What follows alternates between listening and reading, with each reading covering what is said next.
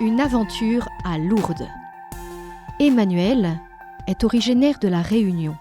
Issu d'une famille chrétienne, il est sportif et malicieux.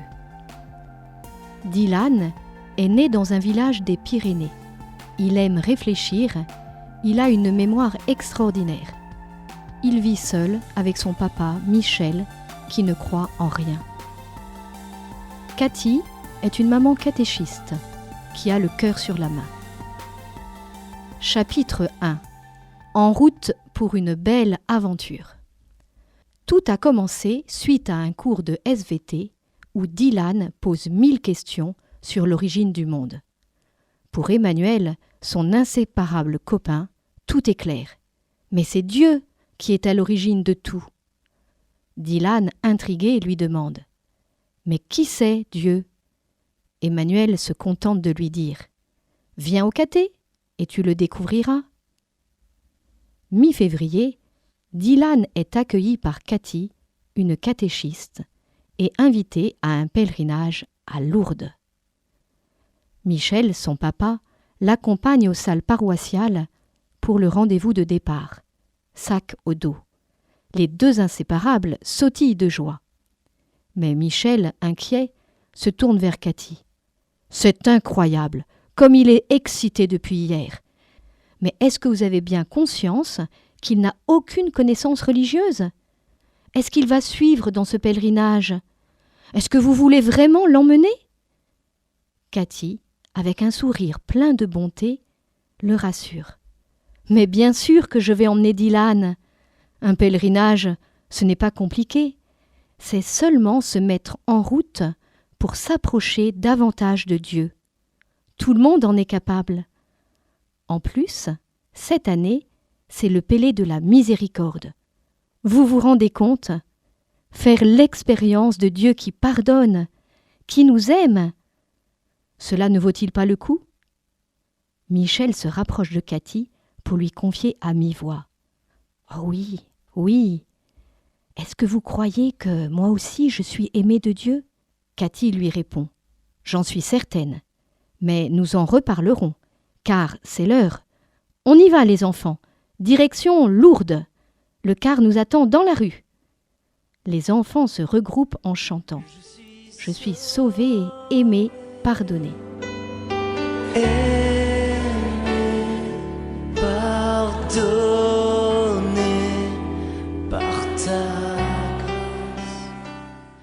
Chapitre 2. Les médailles renversées.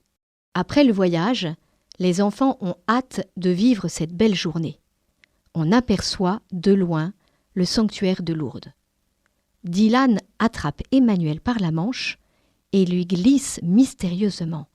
« Je crois que c'est le moment de faire une œuvre de miséricorde. » Emmanuel, intrigué, répond. « Une quoi ?» Dylan explique. « Mon pauvre, je crois que tu as dormi dans le car durant toute l'explication de Cathy. Elle a dit que la miséricorde, c'est la manière dont Dieu nous aime. Il aime en pardonnant, en consolant. Elle a même dit que faire des œuvres de miséricorde, c'est aimer les autres comme Dieu veut qu'on les aime. Par exemple, écouter celui qui nous barbe ou aller vers celui qui est seul. » Emmanuel, tout admiratif. « Tu as tout retenu. C'est bientôt toi qui m'apprendras le catéchisme. Alors, elle est où ton œuvre de miséricorde ?» Dylan l'entraîne un peu à l'écart du groupe, lui montrant du montant une personne âgée qui, à l'aide de sa canne, rassemble une multitude de petites médailles qui brillent au sol. Ni une, ni deux, les deux garçons quittent le groupe et la rejoignent. « Madame, vous voulez qu'on vous aide ?»« Oh, comme c'est gentil, répond la dame. Mon sac en papier s'est déchiré et j'ai tant de mal à me baisser. » Les garçons, accroupis, ramassent une à une les précieuses médailles et les glissent dans un sac de Haribo vide. « Voilà, madame, disent les garçons, vous en avez des souvenirs de Lourdes. » Cette dame, qui s'appelle Huguette, leur raconte qu'elle arrive de Paris, qu'elle en rapporte à tous ses voisins.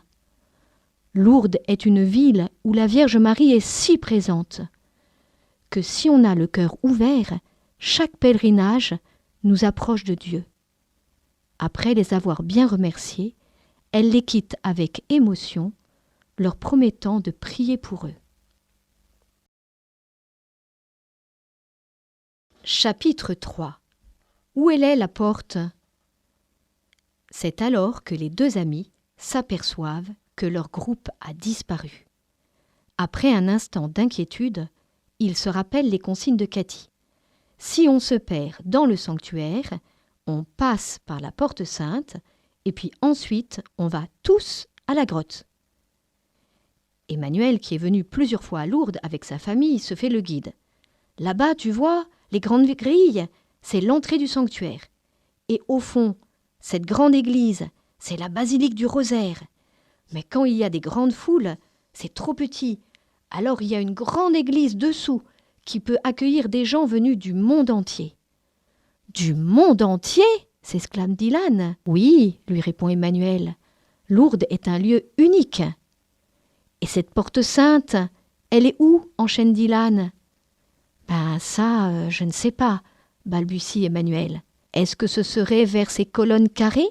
Ça ne ressemble pas bien à une porte, constate Dylan. » À ce moment-là, une religieuse leur tape sur l'épaule en disant « Excusez-moi, je vous ai entendu parler, je me permets d'intervenir. Oui, c'est cela la porte sainte. C'est vrai que c'est une porte symbolique. Elle est toujours ouverte, comme le cœur de Dieu. » Dylan, qui aime comprendre, demande « Mais ça sert à quoi, une porte toujours ouverte ?» La sœur explique alors « Eh bien, mon petit, cela, c'est comme si le Seigneur te disait « Je suis la porte. Si quelqu'un entre par moi, il sera sauvé. En franchissant cette porte, tu te décides à faire un pas de plus vers lui. Tu passes par le Christ. En marchant, tu peux lui dire « Je te laisse me conduire. Montre-moi la miséricorde du Père. Apprends-moi à avoir un cœur miséricordieux. » Les deux garçons écoutent avec beaucoup d'intérêt. Emmanuel demande « Comment on fait pour passer la porte ?» La sœur répond avec bonté. C'est tout simple. Tu dis au Seigneur que tu lui ouvres la porte de ton cœur. Tu marches vers la croix, signe de l'immense amour de Dieu pour nous. Avec l'eau bénite, tu fais un beau signe de croix, en demandant que la miséricorde de Dieu inonde ton cœur. Ta famille, notre pays. C'est clair ?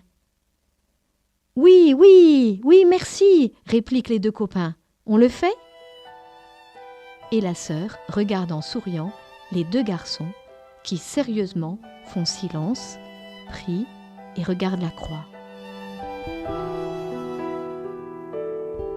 Je ne puis craindre un Dieu qui pour moi s'est fait si petit. Je ne puis craindre un Dieu qui pour moi s'est fait si petit. Chapitre 4. Le sourire de Marie. Emmanuel, tout fier d'être maintenant en pays connu, entraîne Dylan. La grotte, tu vois, c'est là, derrière les arcades. Dylan, encore un peu inquiet, demande « Tu crois qu'on va les retrouver, les autres ?» De loin, ils aperçoivent leur groupe devant la grotte. Dylan dit à mi-voix « C'est drôle, Emmanuel, avec tous les soucis de mon père, de ma mère, je suis souvent tendue. Tu vois, c'est comme si j'avais un nœud à l'intérieur. Eh bien, dans ce lieu, je me sens si bien, si en paix. Comment tu expliques ça ?» Emmanuel lui dit avec flamme « Eh bien, la Vierge Marie, elle est venue ici, dans cette grotte. Elle est apparue 18 fois à une fillette de notre âge. Elle avait pas mal de souffrances. Elle lui a souri et fait comprendre l'immense amour de Dieu. Eh bien, tu vois, je crois qu'à nous aussi, elle sourit aujourd'hui. » À ce moment-là, Cathy les aperçoit. « Mais où vous étiez passés tous les deux ? Heureusement, Je venais juste de m'apercevoir de votre absence. Autrement, je me serais bien inquiétée. Bon, allez, vous arrivez juste à temps pour la prière. Allez, les enfants, pensons que la Vierge Marie nous regarde chacun et nous sourit, chuchote Emmanuel malicieusement. Disons-lui cette prière qu'elle aime tant en lui confiant notre cœur. Je vous salue, Marie. Je vous salue, Marie comblée de grâce. Le Seigneur est avec vous. Vous êtes bénie entre toutes les femmes. Et Jésus, votre enfant, est béni. Le groupe fait ensuite le tour de la grotte. Dylan demande « À quoi ça sert de toucher le rocher ?»« Ce n'est pas une obligation, lui répond Cathy. Mais nous, les hommes, nous avons besoin de gestes. Alors, c'est un moyen de soutenir notre foi. » Les enfants le font avec sérieux. Dylan, intrigué, dit qu'il a vu une source couler dans la grotte.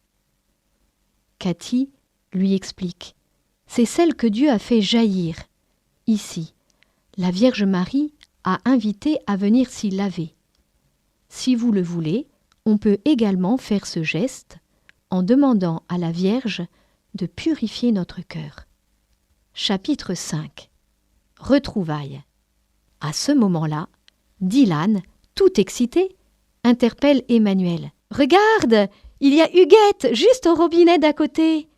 Les enfants s'approchent et comme si c'étaient ses petits-enfants, Huguette les retrouve avec joie. « Dylan, Emmanuel, vous avez été si gentils avec moi que je regrettais de ne pas vous avoir laissé un petit souvenir. » Elle fouille dans son grand cabas et leur donne à chacun une médaille et un dépliant de Lourdes avec les plus belles vues. Elle leur en montre quelques-unes, de quoi faire rêver. La procession au flambeau, la messe à la grotte. Dylan est ravi. « Oh, il faut absolument que je revienne ici avec papa. » « En attendant, dit Emmanuel, si on ne veut pas se perdre à nouveau, il faut qu'on file. »« Allez, merci Huguette !» Huguette les salue avec beaucoup d'émotion. « Au revoir les garçons. Je continuerai de prier pour vous. Au revoir. » Je suis sauvé, aimé, pardonné par ta grâce. Je suis sauvé,